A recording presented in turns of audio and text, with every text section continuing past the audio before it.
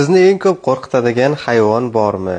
Yo'q, meni hayvon qo'rqitmaydi. Men bugungacha uchratganim, qarshimga chiqqan birorta hayvon qo'rqmaganman. Ammo hayvon sifatlaridan qo'rqaman. Odamlar orasida hayvon sifatlari bo'ladi. Ulardan qo'rqaman. Ya'ni zotan ularning maqsadi ham sizni qo'rqitish orqali bir natijalarga erishmoqchi bo'ladi. Hayvon sifatlaridan ko'p qochdim. Ular ham meni ko'p quvdi. Ko'rinishi antiqami, chiroylimi, bo'tonmi nomini nima deb o'ylaysizlar? Qozonga o'simlik yog'i solamiz, qizigach, piyoz, go'sht, masalliqlarni ketma-ketlikda qovurishni boshlaymiz. Tuz, zira, murch, sabzi, pomidorni solamiz. Tomat solib qovuramiz va eng oxirida bolgarskiy hamda chesnokni solamiz. Hamma masalliqlar kubik shaklida bo'lsin, taomga suv solamiz. Oldindan qaynatib olgan kartoshkani ezamiz. Pyure ustidan tuxum, tuz, to'g'ralgan ukrop, un solamiz va qo'lga yopishadigan yumshoqqina xamir tayyorlab olamiz. Xamirni qo'lingizlar bilan emas, lopatada aralashtirsanglar ham bo'ladi. Qo'limizni, qo'shuvchamizni yog'lab olamiz va ko'rsatilgandek qilib shariklarni yasab olamiz. Taom rangi chiroyli bo'lishi uchun pastroq olovda qaynating. Bu orada zirvagimiz ham yetilib oldi. Shariklar tayyor bo'lganda yuqoriga ko'tarilib majlisni boshlashadi. Bir ham laqillashadi. Suplaringiz orasiga yangi sup retseptini kiritib qo'ying. Iftor uchun ayni muddao ham suyuq, ham to'yimli taom. Aytgancha, iftor dasturxonida mazali bufre suvlari bo'lsin. Retsept tayyor. Retsept yoqqan bo'lsa nodirangizni duo qilib, mehringiz isboti yurakchani bosib qo'yishni unutmang. Yarim oylik tanaffusdan so'ng turgan sari mazasi ortib boradigan salat retsepti bilan qaytdim. Menga kuch bo'lishi uchun yurakchani bosib qo'yishni unutmang.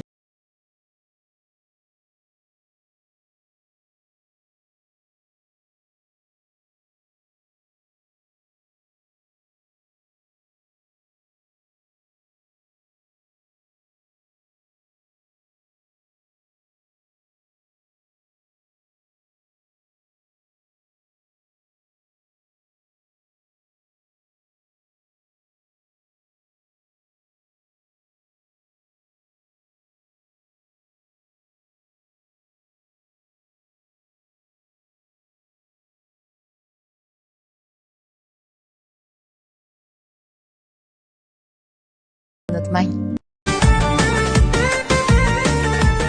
Ishni qulpnoyni muzdek suvda chayni soda bilan yuvib tozalashdan boshlaymiz. Yuvilgan qulpnoylarimizni har birini quritib, yaxshilab artamiz va 15 daqiqaga sovitkichga yuboramiz. 32% молочный shokolad kerak bo'ladi. Qaysi shokoladdan foydalanganimiz storiesda ko'rsatib o'taman. Mikrovolnovka yordamida eritib olamiz. Har 10 sekundda ochasiz va aralashtirib turasiz. Xuddi shunaqa massa hosil bo'ladi. Qulpnoy botirishga qulay idishga solamiz va yaxshilab uramiz. Havolari chiqib ketishi kerak. Suvib olgan qulpnoyni shokoladga belaymiz. Bandi bo'lmasa, zubachiskadan foydalaning. Shokoladga belangan qulpnoyni siltab, chetini sidiramiz va pergament solingan idishga qo'yamiz. Zubachiskani ehtiyotkorlik bilan chiqarib yuboramiz. Endi 20 daqiqaga sovitkichga joylaymiz. Qolgan shokoladimizni mishobga joylaymiz va ko'rsatilgandek qilib ustidan siqib chiqazamiz.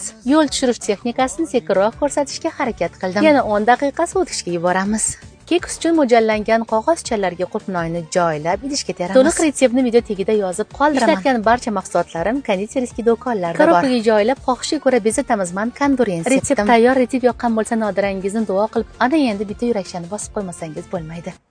500 ming so'm beraman. Shu salatni tayyorlab video retseptini joylashimni menga taklif qilgan kim ekanligini topib, kommentariyada yozgan qizimizga bittasiga 500 ming so'm beraman. Ha bu o'sha oddiy hammamiz bilgan olivye salati, faqat boshqacha ko'rinishda. Xum oqi hamda sarig'ini qirg'ichdan chiqarib, ko'rsatilgandek qilib joylab, tuz sepamiz. Mayonezni surib tekizlab, qolgan masalliqlarni ham birin-ketin joylab olamiz. Men o'zim yaxshi ko'rib ishlatadigan asl baraka doktorskiy kolbasasidan foydalandim. Hamma masalliqlarni joylab bo'lgach, yana mayonez surtamiz. Rulet qilib o'rash oson bo'lishi uchun presslab bosib olamiz. O'rab olgan ruletimizni 5-6 soatga xolodilnikka yuboramiz. Tvorojniy sir hamda ozroq smetanani aralashtirib, krem tayyorlab olib, ustidan siqib chiqazamiz. Xohishga ko'ra chiroyli qilib bezatib olamiz. Hammaga birdek yoqadigan olivye salati tayyor. Taxminingizni yozib, omadingizni sinab ko'ring.